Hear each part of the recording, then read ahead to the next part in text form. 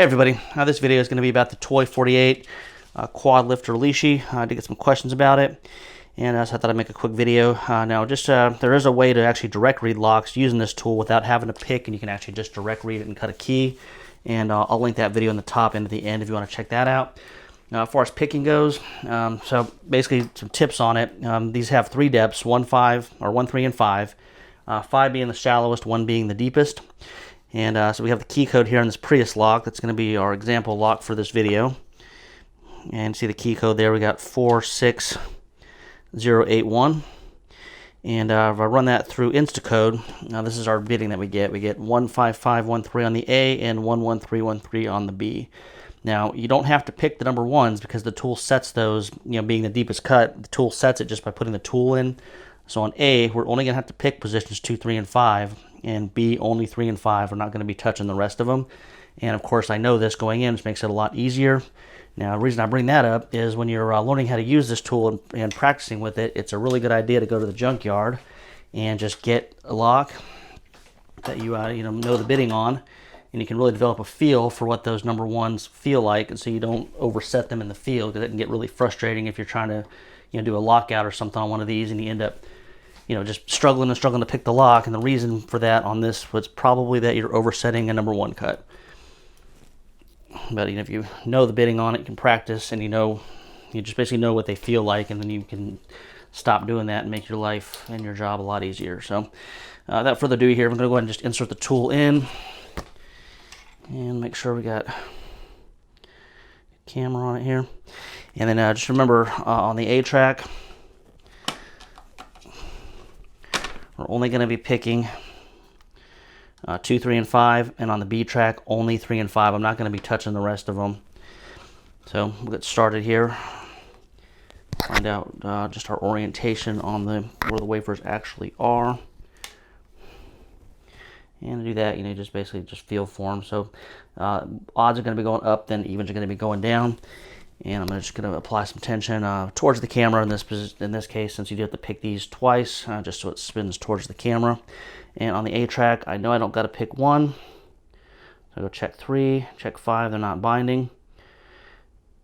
Okay, and 2's not binding, and I don't have to pick 4. So let's go ahead and go to the B track. B is going to be just 3 and 5. And 3 is binding. So back off tension here and got to click on 3, click on 5. Okay, those both appear to be set, so that's it for the B track. So we're going to go back to A, and we'll go to number 3. Okay, because you got a tiny click on 3 and a little rotation, so I've increased my tension. Okay, and 5 is not binding, so we'll go check number 2, and 2 is binding. Click on 2, and we've already got it picked halfway. So now we got to pick it one more time here to spin it all the way around, so we'd be able to unlock it or read it, whatever we're doing. And so I'm going to apply tension on it here. And I'm going to check the B track again. Okay, so 3 and 5 are both springy, so no need to pick those. On the A track, we're going to be doing only 2, 3, and 5. So 3 clicked, got some more rotation. Got to click on 5 and go check number 2. Okay, click on 2. And we should be really close to being open here. Another click on 3, 5, and now the lock is actually unlocked. And you notice that we did that without, touching those number 1 cuts. So now we'll let the lock go back to the home position, and we got to pick it backwards. Once again, only using the spaces that I mentioned here. So we're going to go right to 3 on the A track. And it's kind of springy, so leave it alone. Kind of click on 5. Now 3 is binding for sure. Back off tension a hair. Nice click on 3. 5 is binding again. And we'll go back to number 2 on the A track.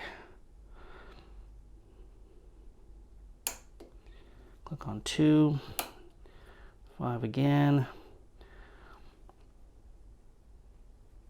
3 again, 5 again, and we are back to the home position.